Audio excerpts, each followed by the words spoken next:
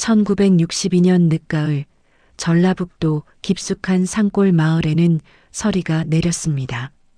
초가집 아궁이에서 연기가 가늘게 피어올랐지만 그 안에서 끓는 것은 보리죽뿐이었습니다.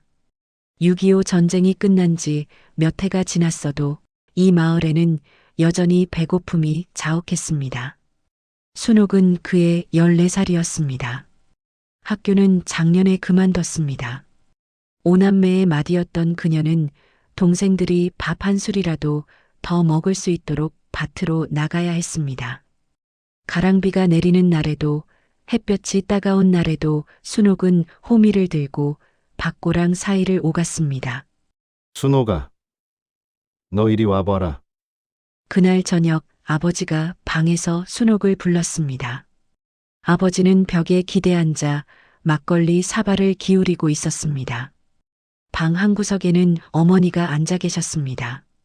어머니의 눈가는 붉게 부어 있었습니다. 너 읍내 최판석 영감님 아시제? 그 양반이 너를 마누라로 드리고 싶다 하시네. 순옥의 심장이 쿵 내려앉았습니다. 최판석 영감이라면 장날에 본 적이 있었습니다. 허리가 굽은 노인이었습니다. 아버지보다도 할아버지보다도 나이가 많아 보였습니다. 아버지, 저는 닥쳐! 빚도 탕감해 주시고 쌀 2가마니에 돈까지 주신다 했어. 2만 원이야! 아버지의 호통에 순옥은 입을 다물 수밖에 없었습니다. 어머니는 고개를 숙인 채 무릎 위에 놓인 손을 꽉 쥐고 계셨습니다. 다음 주 토요일에 영감님이 차를 가지고 오신다. 그날 밤 순옥은 잠을 이룰 수 없었습니다. 어두운 방에서 동생들의 잠든 숨소리를 들으며 천장을 바라보았습니다. 눈물이 흘러 귓가를 적셨지만 소리내어 울지는 않았습니다. 그 주 토요일이 왔습니다. 검은색 세단 한 대가 좁은 마을길을 올라왔습니다. 마을 사람들이 신기하다는 듯 차를 구경했습니다. 최판석 영감은 양복을 입고 내렸습니다. 자, 가자! 아버지가 순옥의 등을 떠밀었습니다. 어머니가 낡은 보자기를 들고 뛰어나왔습니다. 안에는 찐 고구마 몇 개가 들어 있었습니다. 이거라도 가져가라. 어머니의 손이 떨렸습니다. 순옥은 보자기를 받아들었습니다. 차에 오르기 전 한번 뒤를 돌아보았습니다. 초가집 마당에 어머니가 서 계셨습니다. 어머니는 앞치마로 얼굴을 가리고 계셨습니다. 여자는 출가 외인이다. 아버지의 마지막 말이었습니다. 차문이 닫혔습니다. 엔진 소리가 울렸습니다. 차는 천천히 움직이기 시작했습니다. 순옥은 차창 밖으로 작아져가는 집을 보았습니다. 어린 동생들이 대문 밖으로 고개를 내밀고 손을 흔들고 있었습니다. 순옥은 무릎 위에 놓인 보자기를 내려다보았습니다. 고구마 냄새가 희미하게 올라왔습니다. 14살 소녀의 청춘은 그렇게 쌀 2가마니 값에 팔려갔습니다. 차는 산길을 돌고 돌아 읍내로 향했습니다. 그곳에서 순옥을 기다리는 것이 무엇인지 아무도 몰랐습니다. 읍내 한복판에 자리한 99칸 기와집은 멀리서도 눈에 띄었습니다. 높은 담장과 검은 기와가 위압적이었습니다. 순옥은 대문을 들어서며 본능적으로 몸을 움츠렸습니다. 마산태! 세대고 왔네! 최 영감이 큰 소리로 불렀습니다. 안채에서 50줄 되어 보이는 여자가 나왔습니다. 회색 치마 저고리를 입은 그녀는 순옥을 위아래로 훑어보았습니다. 눈빛이 차가웠습니다. 저희 집안 규칙이 있습니다. 함부로 집 밖에 나가면 안 되고 대문은 함부로 열어서도 안 됩니다. 아침 6시에 일어나서 영감님 진지 챙기고 마산댁의 설명이 이어졌습니다. 순옥은 고개를 끄덕이며 들었습니다. 규칙은 20가지가 넘었습니다. 그날 밤 순옥은 안방에 혼자 앉아 있었습니다. 방은 넓었지만 텅 비어 있는 것 같았습니다. 창문 밖에서 바람 소리가 들렸습니다. 문득 고향집 부엌에서 나던 따뜻한 아궁이 불이 떠올랐습니다. 새벽 종소리가 울렸습니다. 순옥은 서둘러 부엌으로 향했습니다. 마산댁이 이미 와 있었습니다. 늦었네요. 여기선 종소리 나기 전에 일어나야 합니다. 죄송합니다. 순옥은 허리를 굽혔습니다. 마산댁은 냉랭한 얼굴로 돌아섰습니다. 한 달이 흘렀습니다. 순옥은 매일 같은 일과를 반복했습니다. 새벽에 일어나 밥을 짓고 청소를 하고 빨래를 했습니다. 마산댁은 늘 곁에서 지켜보았습니다. 시장을 갈 때도 함께 갔고 우물에 물을 기르러 갈 때도 따라왔습니다. 왜 저를 계속 따라다니십니까? 어느 날 순옥이 물었습니다. 용기를 내어 던진 질문이었습니다. 영감님, 풍부입니다. 새댁이 어디 딴 생각하지 않도록 잘 보살피라고 하셨습니다. 마산댁의 대답은 짧았습니다. 순옥은 더 이상 묻지 않았습니다. 겨울이 왔습니다. 순옥은 점점 말수가 줄었습니다. 밥맛이 없었고 밤에는 잠을 이루기 어려웠습니다. 거울을 보니 얼굴이 창백했습니다. 어느 날 저녁 최 영감이 술을 마시고 돌아왔습니다. 비틀거리며 안방으로 들어온 그는 순옥을 노려보았습니다. 몇 달이 지났는데 왜 아직도 소식이 없어? 순옥은 대답할 수 없었습니다. 영감의 목소리가 커졌습니다. 쌀두 가마니가 얼마나 큰 돈인 줄 알아? 내가 널 왜 들였는지 모르겠어. 죄송합니다. 순옥은 작은 목소리로 말했습니다. 영감은 화가 난 듯 방문을 쾅 닫고 나갔습니다. 그날 밤 순옥은 이불을 뒤집어 쓰고 숨죽여 울었습니다. 15살 소녀는 자신이 왜 이곳에 있는지, 무엇을 위해 살아야 하는지 알 수 없었습니다. 봄이 왔습니다. 뜰에 개나리가 피었지만 순옥의 마음은 여전히 겨울이었습니다. 몸이 점점 쇠약해졌습니다. 계단을 오르내릴 때 숨이 찼고 밥을 해도 김이 자꾸 나갔습니다. 새댁, 얼굴이 왜 그래요? 부엌에서 일하던 공주댁이 물었습니다. 공주댁은 나이가 순옥과 비슷해 보이는 식모였습니다. 괜찮습니다. 순옥은 고개를 저었습니다. 하지만 그날 오후 마당을 쓸다가 그만 주저앉고 말았습니다. 어지러움이 몰려왔습니다. 새댁! 공주댁이 달려왔습니다. 마산댁도 나왔습니다. 순옥은 방으로 옮겨졌습니다. 의원이 왔습니다. 진맥을 한 의원은 고개를 끄덕였습니다. 아이를 가진 것 같습니다. 방 안이 조용해졌습니다. 마산댁이 황급히 최 영감에게 알리러 갔습니다. 순옥은 멍하니 천장을 바라보았습니다. 몸속에 새 생명이 자라고 있다는 사실이 실감나지 않았습니다. 잘했어. 잘했어. 최 영감이 기뻐하며 방에 들어왔습니다. 하지만 순옥에게는 그의 목소리가 멀게만 들렸습니다. 다음 날부터 마산댁의 감시는 더욱 심해졌습니다. 순옥은 방에만 있어야 했습니다. 밖에 나가는 것도 혼자 걷는 것도 허락되지 않았습니다. 조심해야 합니다. 영감님의 아들을 낳아야 합니다. 마산댁은 매일 그렇게 말했습니다. 순옥은 점점 숨이 막혔습니다. 어느 날 밤 최 영감이 술에 취해 들어왔습니다.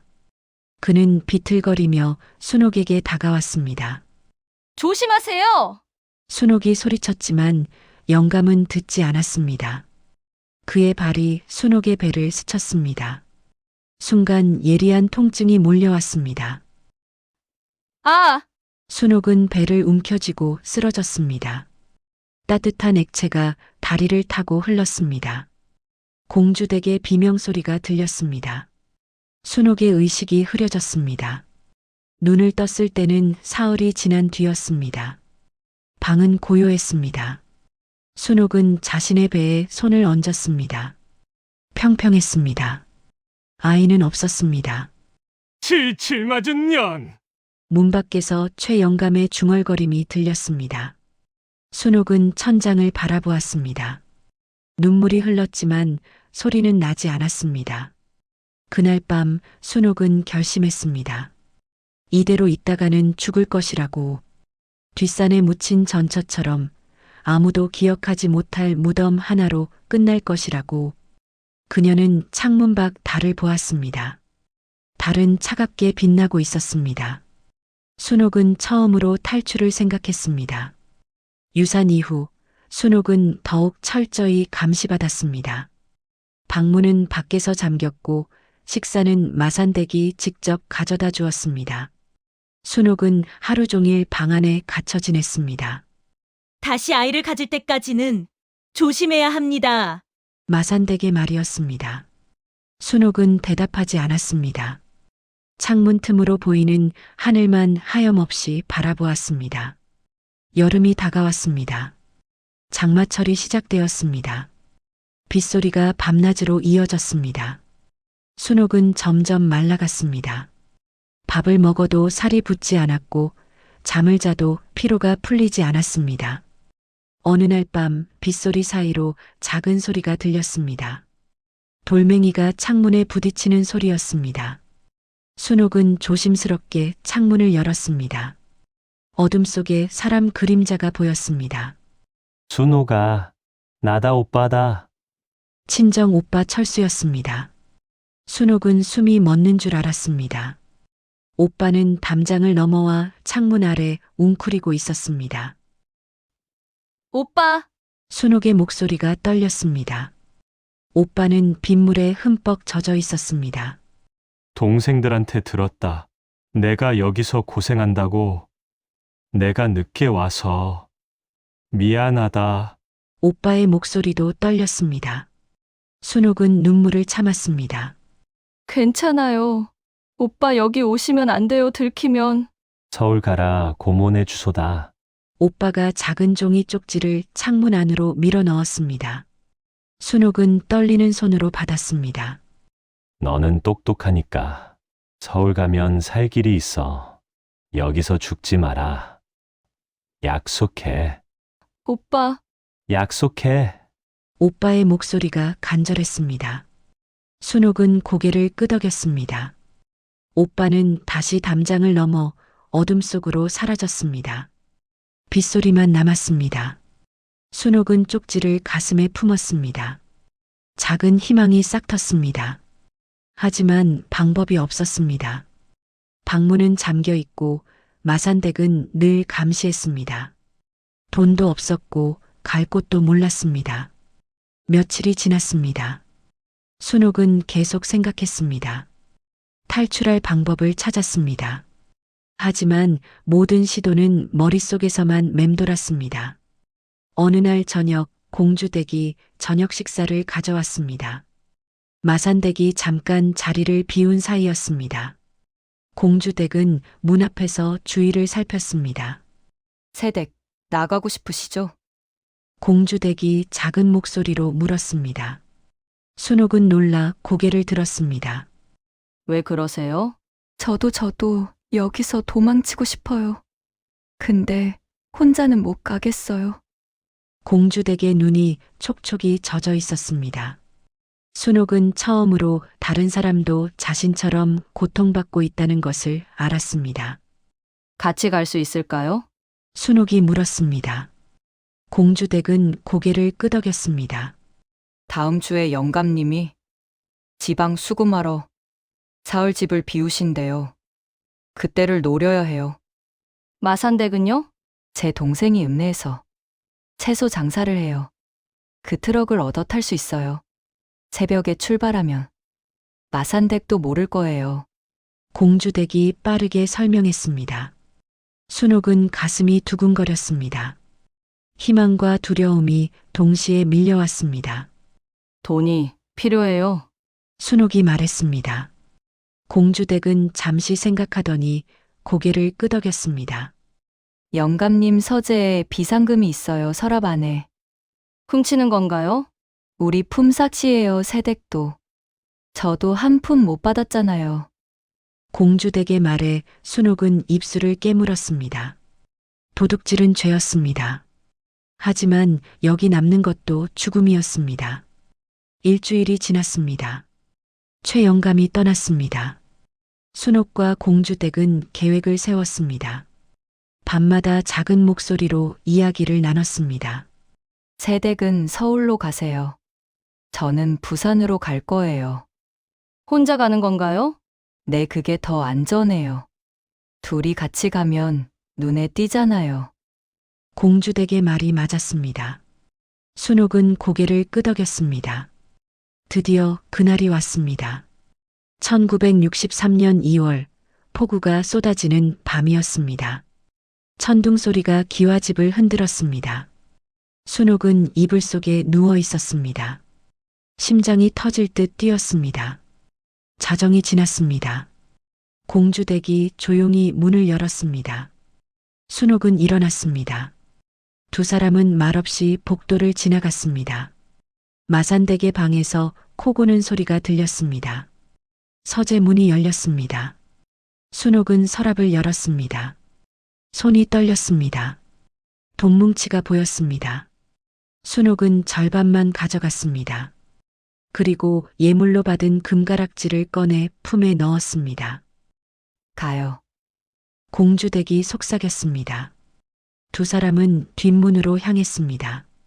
공주댁이 빗장을 열었습니다. 문이 삐걱거렸습니다. 두 사람은 숨을 멈췄습니다. 하지만 아무 일도 일어나지 않았습니다. 문이 열렸습니다. 빗물이 쏟아져 들어왔습니다. 순옥은 뒷문을 나섰습니다. 진흙탕 길이었습니다. 신발이 벗겨졌지만 그냥 달렸습니다. 맨발로 달렸습니다. 읍내 터미널에 도착했을 때는 새벽이었습니다. 공주댁의 동생이 기다리고 있었습니다. 채소를 가득 실은 트럭이었습니다. 서울행은 6시에 출발해요. 동생이 말했습니다. 순옥은 고개를 끄덕였습니다. 공주댁과 마지막 인사를 나눴습니다. 새댁, 꼭 잘 사세요. 공주댁도요. 부산에서 행복하세요. 두 사람은 껴안았습니다. 그리고 각자의 길로 갔습니다. 버스가 도착했습니다. 순옥은 표를 끊고 올랐습니다. 맨 뒷자리에 앉았습니다. 버스가 출발했습니다. 차창 밖으로 읍내가 멀어졌습니다. 기와집이 작아졌습니다. 순옥은 품속의 쪽지를 꺼냈습니다. 서울 고문의 주소였습니다. 눈물이 흘렀습니다. 두려웠지만 동시에 가슴이 뛰었습니다. 16소녀는 처음으로 자신의 운명을 손에 쥐었습니다. 서울역에 내렸을 때 순옥은 멈춰 섰습니다. 사람들이 물결처럼 흘러갔습니다. 네온 사인이 깜빡였고 자동차 경적이 울렸습니다. 순옥은 품속의 쪽지를 꺼냈습니다. 지나가는 아주머니에게 물었습니다. 저기, 이 주소가 어디인지 아세요? 아이고, 시골서 올라왔구만. 7번 버스 타. 고문의 집은 좁은 골목 안에 있었습니다. 대문을 두드렸습니다. 중년 여자가 나왔습니다. 누구세요? 고모님, 저는 철수 오빠 동생 순옥이에요. 아이고, 들어와. 고모의 말투는 무뚝뚝했지만 따뜻했습니다. 씻고 밥부터 먹어. 애기는 나중에 하자. 순옥은 오랜만에 제대로 된 식사를 했습니다. 밥이 목구멍으로 넘어갈 때마다 눈물이 났습니다. 여기서 올해는 못 있어. 일자리를 찾아야지. 내일 전화국 가봐. 내 친구가 사람 구한다고 했어. 순옥은 처음으로 희망을 느꼈습니다. 다음 날 서울중앙전신 전화국을 찾았습니다. 3층 인사가 문을 두드렸습니다. 들어오세요. 안경을 쓴 여자가 앉아 있었습니다. 강혜자 과장이었습니다. 무슨 일이에요? 일자리를 구하러 왔습니다. 강 과장은 순옥을 찬찬히 보았습니다. 초라한 행색이지만 눈빛만은 살아 있었습니다. 나이가? 16입니다. 서류 정리 보조 자리가 있어요. 월급은 적어요. 열심히 하겠습니다. 강 과장은 작게 웃었습니다. 다음 주 월요일부터 출근하세요. 순옥은 허리를 깊이 숙였습니다. 일을 시작했습니다. 서류를 나르고 우편물을 분류하고 청소를 했습니다. 일은 고됐지만 자유로웠습니다. 누군가의 감시도 없었습니다. 한 달이 지났습니다. 첫 월급을 받았습니다. 봉투를 열었을 때 눈물이 났습니다. 자신의 이름으로 번 첫 돈이었습니다. 고모네를 나와 쪽방을 얻었습니다. 작았지만 자신만의 공간이었습니다. 밤에는 청계천 헌책방에서 산책으로 공부했습니다. 순옥 씨, 코피 나요. 어느 날 동료가 소리쳤습니다. 순옥은 책상에 엎드려 있었습니다. 너무 무리한 것이었습니다. 강 과장이 달려왔습니다. 병원 가야겠어요. 괜찮습니다. 안 돼요. 같이 가요. 병원에서 돌아오는 길 강 과장이 물었습니다. 왜 그렇게 무리해요? 순옥은 조심스럽게 말했습니다. 검정고시를 보고 싶어요. 배우고 싶어요. 강 과장은 순옥을 보았습니다. 알았어요. 제가 도와줄게요. 정말요? 네, 저도 옛날에 그랬거든요. 순옥은 처음으로 자신과 같은 사람을 만났습니다. 강 과장은 참고서를 빌려주었습니다. 토요일 오후마다 공부를 가르쳐 주었습니다. 순옥은 스펀지처럼 흡수했습니다. 1년이 지났습니다. 순옥은 중학교 검정고시에 합격했습니다. 회사에서도 정식 직원이 되었습니다. 타자를 배워 사무직으로 올라갔습니다. 어느 날 저녁 강 과장이 말했습니다. 순옥 씨, 이제 당당하게 사세요. 순옥 씨는 더 이상 누구의 소유물이 아니에요.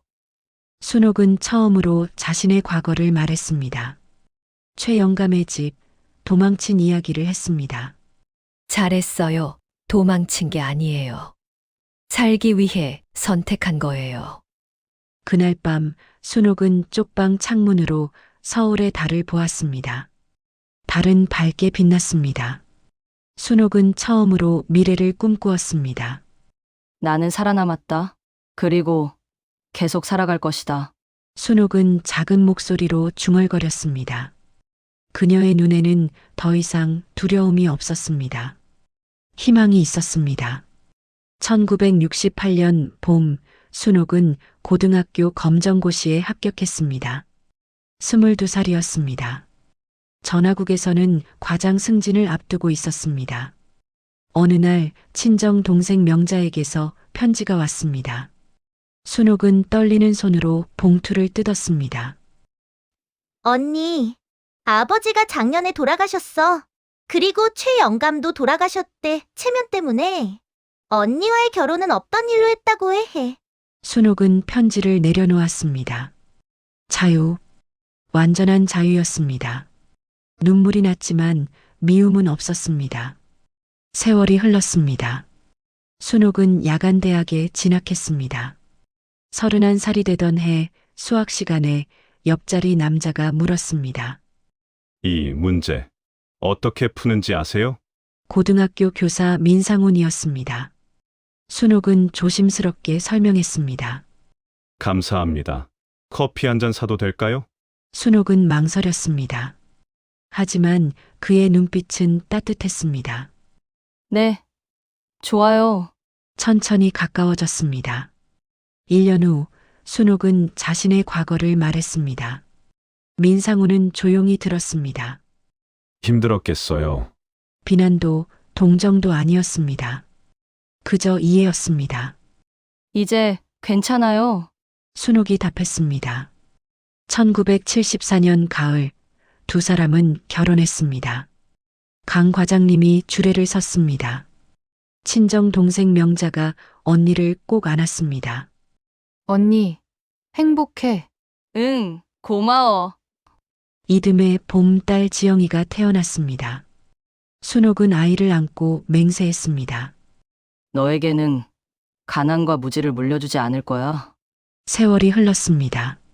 지영이는 대학을 졸업하고 유학을 떠났습니다. 은퇴 후 순옥과 민상우는 작은 전원주택으로 이사했습니다. 2024년 가을, 76살의 순옥은 현관 앞에 앉아 있습니다. 손자 준호가 옆에서 책을 읽고 있습니다. 할머니, 이 문제 어떻게 풀어요?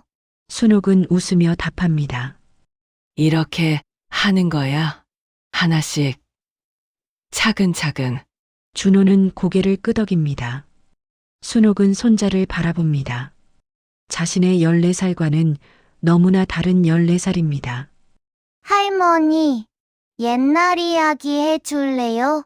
순옥은 천천히 이야기를 시작합니다.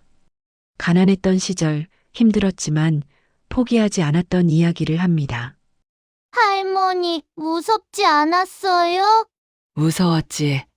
하지만 살아야 했어. 저녁이 되었습니다. 민상훈이 산책에서 돌아옵니다. 손에는 코스모스 한 다발이 들려 있습니다. 당신 좋아하는 꽃. 고마워요. 세 사람은 집 안으로 들어갑니다. 작지만 충만한 행복입니다. 밤이 되었습니다. 순옥은 다시 현관에 나와 앉습니다. 하늘에는 별이 빛나고 있습니다. 순옥은 지난 60년을 생각합니다. 가난했던 시절, 기와집의 고통, 폭우 속 탈출, 낯선 서울에서의 눈물, 그리고 지금 이 평온함. 상처 없는 인생은 없다. 하지만 그 상처가 나를 더 단단하게 만들었다. 바람이 불어옵니다. 코스모스가 흔들립니다. 지금 힘든 시간을 보내고 있는 누군가에게 말하고 싶어요. 절대 포기하지 마세요. 겨울이 아무리 길어도 반드시 봄은 옵니다. 집안에서 민상훈의 목소리가 들립니다. 여보, 안 들어와요? 지금 가요. 순옥은 마지막으로 한번 하늘을 봅니다. 그리고 웃습니다. 진심으로 행복하게 웃습니다. 문을 열고 들어갑니다. 따뜻한 불빛이 순옥을 맞이합니다. 문이 닫힙니다. 밤은 깊어가지만 그 집에는 여전히 온기가 남아 있습니다.